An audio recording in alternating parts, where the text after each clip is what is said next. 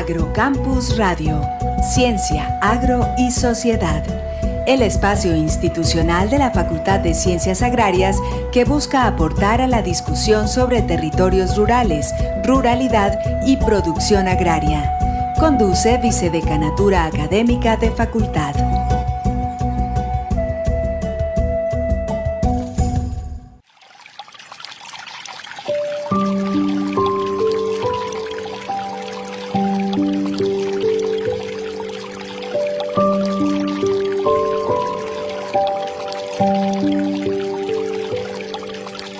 Buenas noches, les damos la bienvenida a su programa Agrocampus Radio, el espacio institucional de la Facultad de Ciencias Agrarias que busca aportar a la discusión sobre la ruralidad, territorios rurales y la producción agraria.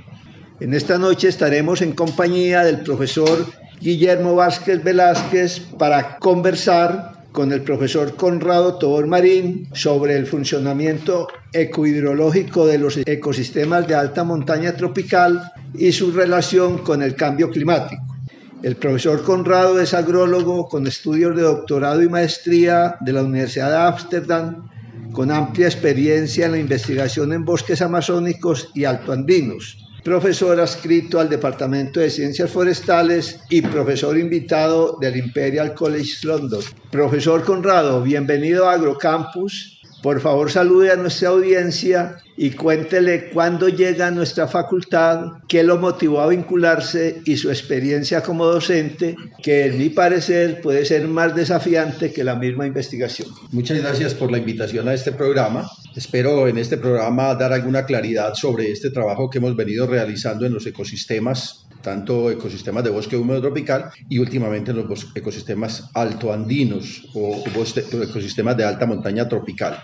Me mueve varios aspectos. Yo estudio fuera del país, hago mis especializaciones o hago mis posgrados fuera del país, pero finalmente nosotros somos arraigados a nuestra tierra, a nuestro país. ¿Cómo contribuir? La primera pregunta es si puedo contribuir, la segunda es cómo hacerlo, y eso va de la mano con la posibilidad de hacerlo. Yo creo que hoy en el mundo hay mucha gente que se está haciendo las dos mismas preguntas, pero no han tenido la posibilidad. Por lo tanto, se dieron esas cosas, sabía qué hacer, sabía cómo hacerlo y se dio un momento en que la Universidad Nacional requería una persona con ese perfil. Nos presentamos varios, fueron 7. Eso fue en el 2004. La presentación. En el 2004 hicimos una presentación ante la Universidad Nacional, ante una convocatoria que tenía. Recuerdo que tuve de jurado al profesor Poveda y a otros 2 jurados. Recuerdo al profesor Poveda porque sus preguntas eran, yo apenas lo había visto una vez en una conferencia que yo había dictado una vez que había venido acá, de resto nada. Y recuerdo que sus preguntas estaban muy orientadas al cambio climático. Y eso me quedó sonando, sobre todo una pregunta que me hizo. Hizo parte del jurado que me evaluó. Y del panel internacional sobre cambio climático. Eso.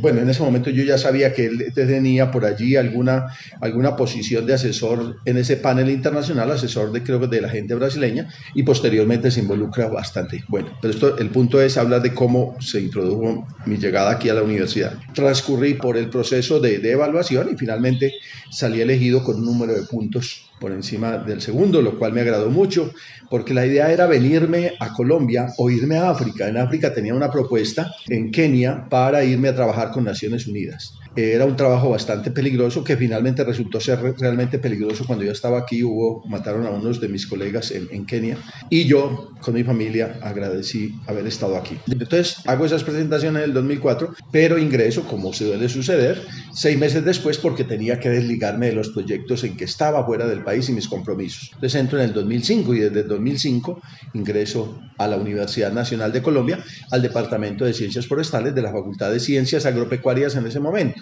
hoy Ciencias Agrarias. ¿Cómo ha sido su experiencia en estos años como docente, que a mi parecer pueden ser más desafiantes que los desafíos que presenta la investigación? Profesor, hay unos aspectos que nosotros en el mundo, no es solamente Colombia, en el mundo no filtramos con detalle. Una cosa es que yo tenga un doctorado y postdoctorado, bueno, sea para mí o para el que sea, como la universidad lo exige.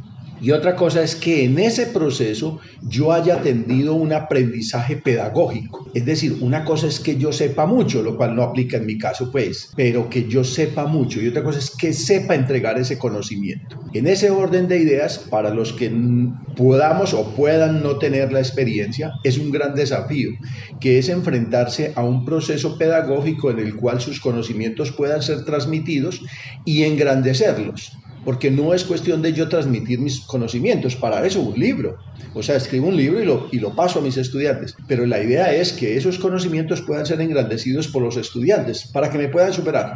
Y eso se necesita un entrenamiento pedagógico. Gracias a la Universidad Nacional de Colombia, yo ya había dictado clases, había dictado en la Universidad de Ámsterdam, en la Universidad Libre de Ámsterdam, en 2 universidades de Alemania. Había dictado clases, pero eso no pasa de ser esporádico. Algunas invitaciones, algunos cursos de verano, bueno, algo así. Posteriormente me voy a Costa Rica, antes de venir acá, trabajando con la Universidad Libre de Ámsterdam. Nos vamos en un proyecto, en un postdoctorado allí, y dicto clases en la Universidad de Costa Rica. Y entonces, allí sí hago un entrenamiento más profundo, pedagógico, con estudiantes de pregrado, pero sobre todo con estudiantes de posgrado. Era el compromiso con Costa Rica de que los que íbamos en ese proyecto pudiéramos dictar unos cursos en la Universidad de Costa Rica. Pues eso fue muy bueno, muy aprendedor, una buena experiencia para nosotros. Pero la Universidad Nacional, al recibirme, la facultad me dice que tienes que ir a hacer un curso de pedagogía. Y eso pues en el momento de impacto uno a veces es como arrogante, ¿no? Y dice, ¿será que lo necesito? Y dije, no, me voy. Y entonces lo hicimos en la Universidad de Antioquia, muy bueno. 6 meses yendo allí, todos los sábados, cosas que ni idea tenías de remoto. Un especialista en pedagogía nos puso en línea. Yo recuerdo que en algún momento estuve también con el profesor Álvaro Duque allí, que nos cruzamos en una parte. Muy interesante el curso.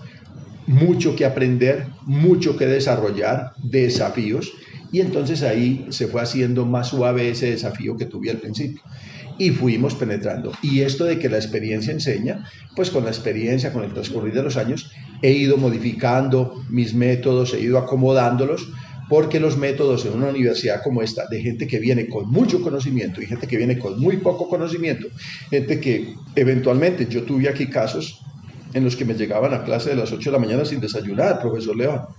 Y una cosa es yo tener un método pedagógico para entregarle un conocimiento a una persona que no tiene problemas, absolutamente nada, y tiene toda la disposición para recibir una clase. Y otra cosa es empezar en el mismo salón con 3 o 4 o 5 estudiantes que están esperando que sean las 10 de la mañana para irse a tomar un café si alguien los invita. Entonces hay que desarrollar estrategias muy adaptativas para cada caso y llamar en algunos casos personas a tu aula, a tu recinto de profesor para asistirlos, para que puedan nivelarlos. Además de eso, ser docente de esos puntos que usted ha señalado que son muy importantes también requiere como cierta mística, ¿no? Uno puede tener mucha pedagogía, mucho conocimiento, pero si no hay esa mística, ese cariño por entregarse a uno de los estudiantes, pues también es otro punto muy importante para uno enfrentar esta experiencia como docente. Sí, aquí hay casos que yo no sé cómo manejarlos. En la universidad pública, yo creo que la universidad privada no tiene tantos desafíos. Yo recién llegado acá, yo podía prestar algunos servicios por fuera y le di algunas clases a la Universidad de los Andes y a la EAFIT. Me fui invitado a dar unas clases, yo lo podía hacer porque además no cobré. Es muy diferente uno pararse ante chicos que uno decía una salida y era un desafío. Por ejemplo, en la FI tuvimos una salida y entonces lo que yo empecé fue a buscar como hoteles que costaran en ese momento 5.000 o 6.000 pesos y me dijeron, no, ese hotel no, nos vamos a uno de 25.000 pesos y en ese momento 25.000 pesos para mí ya era caro porque no recibía eso de viáticos, pero yo me quedé callado. Y aquí, cuando las primeras experiencias de yo decir, una experiencia muy fuerte, por ejemplo, en uno de los viajes que íbamos, yo usualmente no paro en restaurantes grandes, porque es importante que atiendan en media hora, porque no nos podemos quedar en un restaurante. Entonces paré en un restaurante particular, de carros particulares, y viera el enojo de los chicos, que ese almuerzo a 7.000, 8.000 pesos, que por qué eso, que era mejor parar en uno donde pudieran comer en 2.000 pesos. Entonces son cosas de eso. Entonces esa mística a que te refieres, profesor León, tiene que ver con cosas prácticas en la vida. Es decir, finalmente terminas conociendo la gente que está estudiando en la universidad, que unos son excelentes estudiantes en su mayoría, y lo que te lleva es eventualmente que la mística que estás entregando o ese corazón que estás entregando te, entre comillas, enamoras de los estudiantes. ¿Enamoras en qué sentido? En que ve que tienen todo el esfuerzo, tienen una cantidad de capacidades, pero hay algo que no les ayuda y muchas veces es la parte económica. Entonces muchas veces sacas de tu bolsillo. Y en el salón das todo para que el que esté en la cola de conocimientos nivele al que esté en la parte más alta. Esa es una parte que yo creo que los profesores de universidades públicas debieran de hacer frecuentemente. ¿A qué nivel están sus estudiantes? ¿Y a qué nivel los debo dejar? En esa mística nos envolvemos con ellos, pero hay una cosa que aprendí aquí desde muy al principio es, una cosa es la parte de docencia, la parte académica, y otra cosa es la personal. Y en ese aspecto era bueno no mezclar estas cosas. Y entonces la mística muchas veces no nos debe llevar a que yo tenga que matarme mi corazón o mis sentimientos porque una persona así está pues que muy mal o algo así. Entonces no, lo que se le puede facilitar es que si es buena estudiante, se le mete en un proyecto y se le ayuda. Y ahí está parte de ese dirimir de la vida de un académico. Sí, ahí que muchas veces uno se mete en proyectos que posiblemente no significan mucho ni económicamente ni académicamente para el profesor o para la facultad, pero sí que se constituye una fuente de mantenimiento para los estudiantes porque uno los integra allí, reciben algún estímulo económico, etcétera, y entonces uno muchas veces anda en busca de proyectos no tanto por uno, sino por los estudiantes. Muy bien, profesor Conrado. Antes de entrarnos en el tema propiamente, saludo al profesor Guillermo Vázquez Velázquez, el decano de nuestra facultad, a quien agradecemos por acompañarnos en esta conversación, teniendo en cuenta que también él trabaja estos temas de la hidrología y puede tener una conversación bastante animada con el profesor Conrado. Profesor Guillermo, por favor salude a nuestros radios oyentes de Agrocampus, programa que a propósito está próximo a cumplir 3 años de estarse realizando.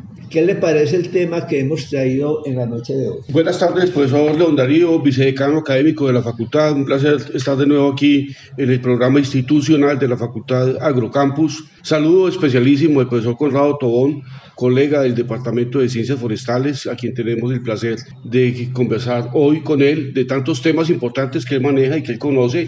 Ya nos contaba hace un momento sobre su experiencia de ingreso a la universidad, su experiencia docente, los impactos que eso conlleva para un investigador que finalmente también transita hacia la docencia.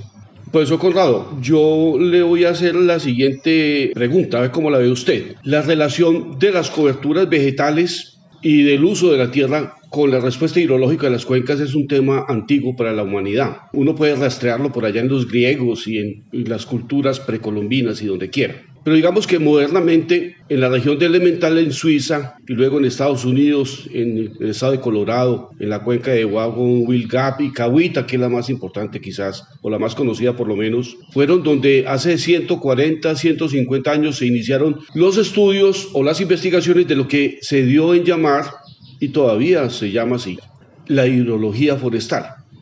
Pero modernamente se habla más de ecohidrología.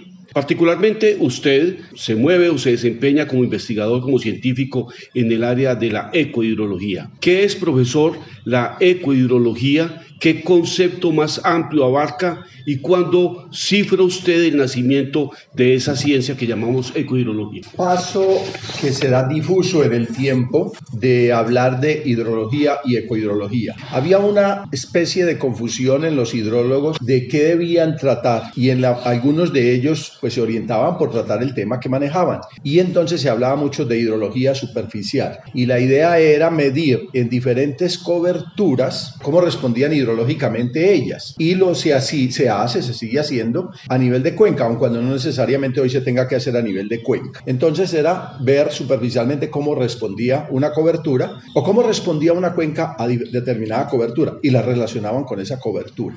Hoy en día, desde 1982, Rodríguez Iturbe propone la palabra y propone el concepto. se adentra un poco en los procesos ecológicos, o sea, se deja por fuera en un momento dado la parte hidrológica y se adentra en los procesos ecológicos, especialmente en aspectos relacionados con el papel de las coberturas en transpirar, en llevar agua desde el suelo a la atmósfera. Eso ya se tenía en hidrología, solamente que se hablaba de algo potencial, algo que potencialmente pudiera estarse transpirando. Hoy en día se habla de lo que en realidad está haciendo. Entonces ya se habla de un proceso que va, un flujo continuo de resistencias variables que va desde el suelo hasta la atmósfera, pasando por diferentes resistencias y que finalmente es la atmósfera y el suelo con la planta la que determina eso. Está la parte ecológica envuelta ahí. El otro aspecto de la parte ecológica tiene que ver con ese papel que tienen las coberturas en interceptar el agua de lluvia, es decir, si tiene más dosel, si tiene menos dosel, cuánto intercepta, el papel que se queda, el agua que se interrumpe en ese proceso de flujo desde la atmósfera hasta el suelo y nunca llega al suelo. Y el tercero tiene que ver con las raíces mismas, dónde están las raíces, dónde está el agua y dónde están los nutrientes y qué están persiguiendo las raíces. Entonces involucran esos aspectos ecológicos, pero adicionalmente se involucran otros aspectos que no se tenían antes. Digamos que esos aspectos de alguna manera unos investigadores los tenían, otros no, pero aquí se involucran todos completamente para involucrar la palabra ecológica. Pero adicionalmente se involucra un aspecto, es la dependencia de la vida del agua ecológica. Y es que en el dosel de los árboles existe una vida abundante, una dinámica de insectos, una dinámica de muchos seres vivos, organismos y macroorganismos, ranas, que dependen de las condiciones de agua de ese ambiente. Por ejemplo, si usted va a una bromelia, puede encontrar perfectamente 2 o 3 ranas o un conjunto de ranas, una población completa. Ellas viven del agua de ahí, de que queda en la bromelia. Entonces, ¿qué papel juega esa agua en el dosel para esos organismos? Y luego nos bajamos un poco y el papel del agua en la capa de hojarasca para la presencia de esos organismos en la hojarasca. Entonces involucramos la dependencia que tiene esos organismos del agua, pero a la misma vez la dependencia que tiene el ciclo hidrológico de que esos organismos estén ahí, actuando sobre una dinámica ecológica. Y entonces se involucran estos aspectos ecológicos y por lo tanto se unen las dos palabras. Hubo una problemita por allí que si se decía hidroecología o ecohidrología y finalmente queda la palabra ecohidrología. Pero lo que finalmente nosotros queremos es relacionar que algunos cambios que se producen en coberturas vegetales afectan el ciclo o afectan la hidrología y que la hidrología afecta esos cambios también que se están produciendo en esos ambientes vegetales y en la vida que ellos albergan. El profesor Bruinsel Sampurno, gran amigo suyo, científico muy destacado a nivel mundial y desde hace muchos años, colega suyo, quiero decir, en la Universidad Libre de Ámsterdam y demás, quien nos ha visitado aquí en la Universidad Nacional de Colombia, alguna vez me decía que inclusive más allá de ecohidrología es hidrología de la capa límite, ya para abarcar, bueno, el sustrato geológico, pero también sobre todo la parte atmosférica. Es una ampliación del concepto, está entrando el concepto de mejor mirar hidrología de la capa límite más allá de la ecohidrología. Con Sampurno, con el profesor Leander Brownson, que ha sido colega mío, pues fue casi un tutor en mis postdoctorados, gran amigo, evaluador de mi tesis de doctorado, donde me dio mucho palo, por eso lo odio, no mentiras. No, porque mantenemos conceptos con... Nuestros jurados y evaluadores son nuestros más importantes pulidores. Sí, pulir. Lo que no sé fue si pulió un diamante o un pedazo de carbón.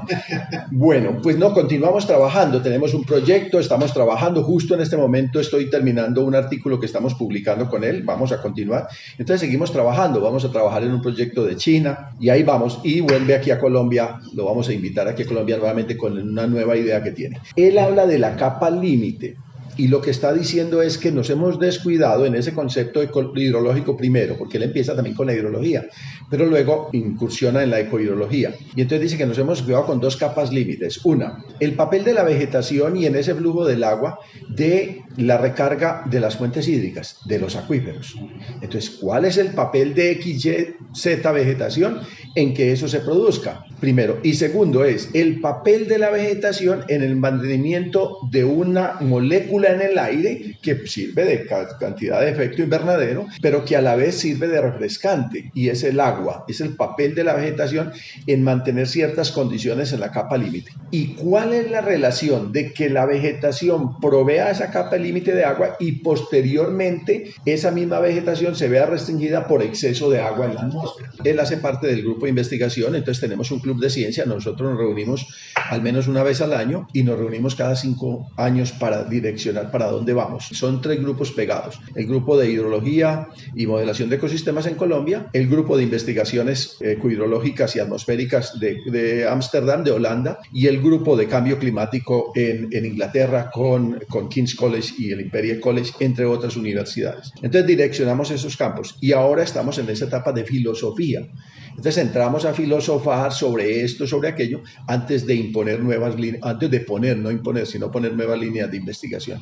Así que estabas hablando, Conrado, de los ríos atmosféricos amazónicos, que son, bueno, un centro de atención en estos momentos a nivel planetario. Ya lo estábamos hablando, profesor Guillermo, ya lo estábamos hablando en 1997 sobre la dependencia. Yo en el libro que presento sobre la Amazonía, ecohidrología del Amazon, de los bosques amazónicos colombianos, hablo de la dependencia que tienen los bosques o las coberturas o los ecosistemas, digámoslo así, que están en el costado oriental de la cordillera oriental, la dependencia que tienen de la Amazonía. Con Salati se hizo una investigación isotópica en 1997, donde se demuestra que el 37% de la precipitación que cae sobre el Amazonas es generada en el mismo Amazonas, y que más del 42% de la precipitación que cae en la cordillera, apenas se llegó a eso, pero se cree que es más, en el costado oriental de la cordillera oriental, proviene del Amazonas totalmente. O sea que no se genera en los llanos orientales, sino del Amazonas y la Orinoquía, mucha parte de la Orinoquía. Entonces esa dependencia de esos ríos de agua que ascienden por las montañas. Y con el profesor Ignacio del Valle estamos tratando de identificar esos ríos, porque ahí sí vale la pena, que ascienden sobre el Chocó biogeográfico, y que bañan toda la región hasta disminuir el agua en la gran depresión del río Cauca.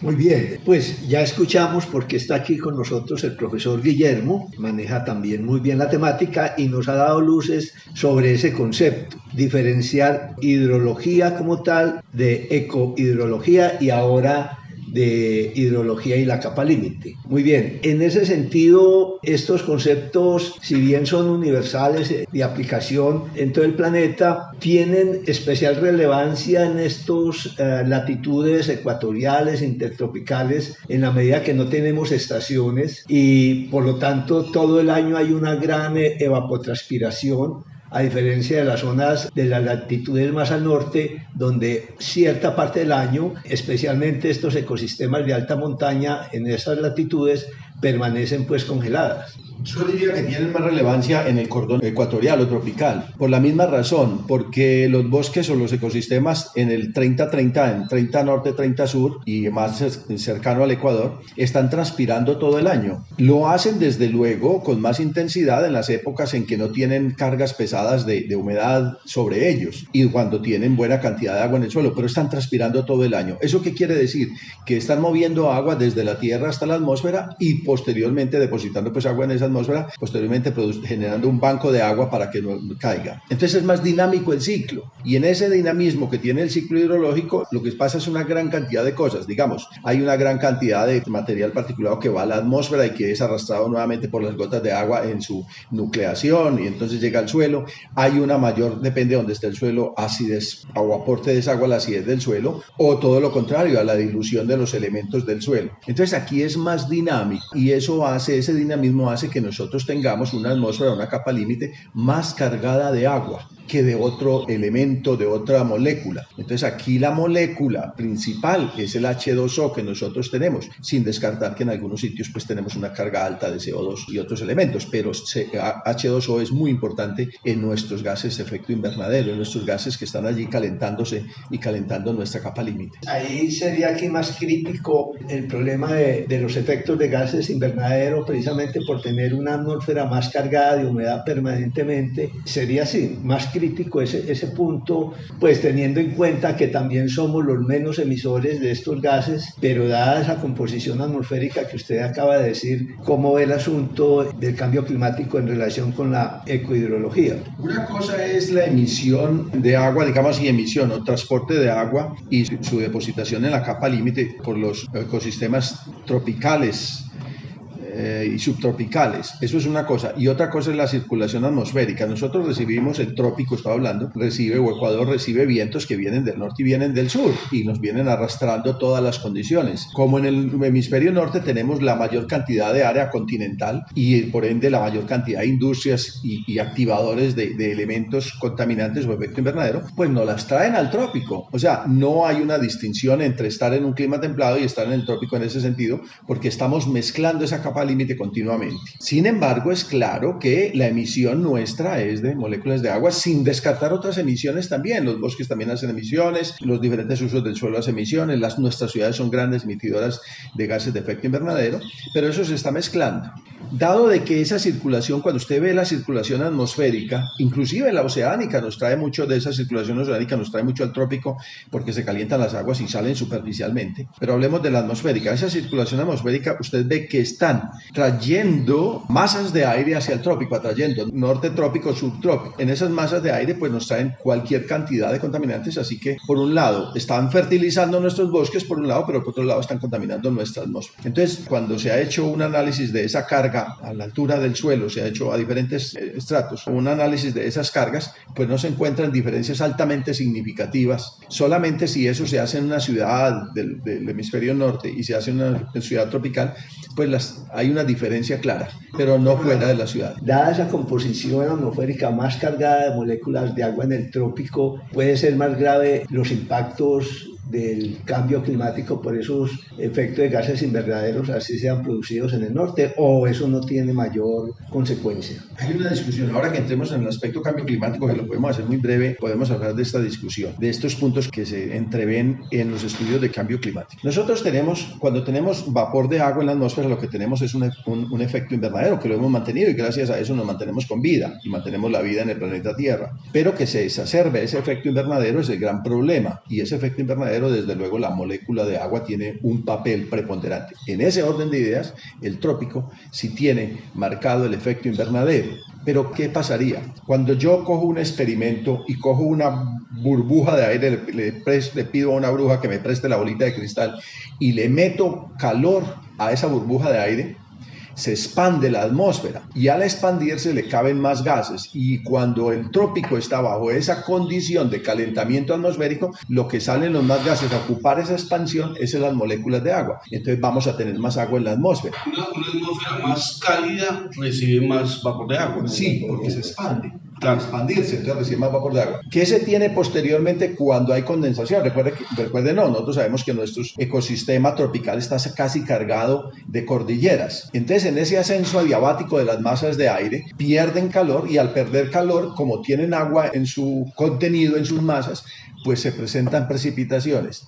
El resultado, profesor León Darío, es que eventualmente vamos a tener en algunas zonas muchísimas más precipitaciones, porque es un producto de lo que tenemos en la atmósfera. Entonces vamos a tener muchísimas más precipitaciones. Hay varias investigaciones ahí de que eso va a tener un nivel, que a 2.500 o 2.800 metros para abajo vamos a tener mayor precipitación y de ahí para arriba menor. Eso no está claro, muy claro todavía. De todas formas, un desbalance hidrológico. Eso sí se va a producir, un desbalance hidrológico en términos de cuánta agua va a caer, pero lo que nosotros hemos visto hasta ahora es que más en términos de cuánta agua va a caer, cuando nosotros hacemos mediciones continuas, en algunos sitios ya tenemos 10 años de mediciones, vemos que en términos anuales no hay diferencia.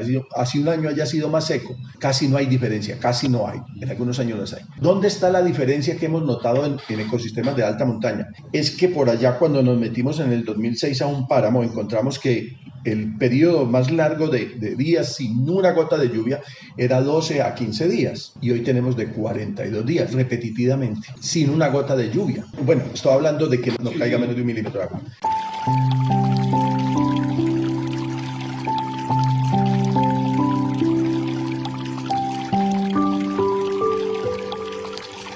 Hemos llegado al final de la primera parte de esta conversación con los profesores Conrado Tobón y Guillermo Vázquez sobre el funcionamiento icohidrológico de los ecosistemas de alta montaña tropical y su relación con el cambio climático, la cual continuaremos el próximo miércoles. Quedan invitados.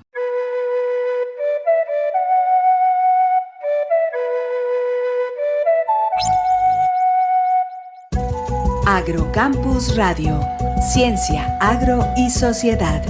El espacio institucional de la Facultad de Ciencias Agrarias que busca aportar a la discusión sobre territorios rurales, ruralidad y producción agraria. Conduce Vicedecanatura Académica de Facultad.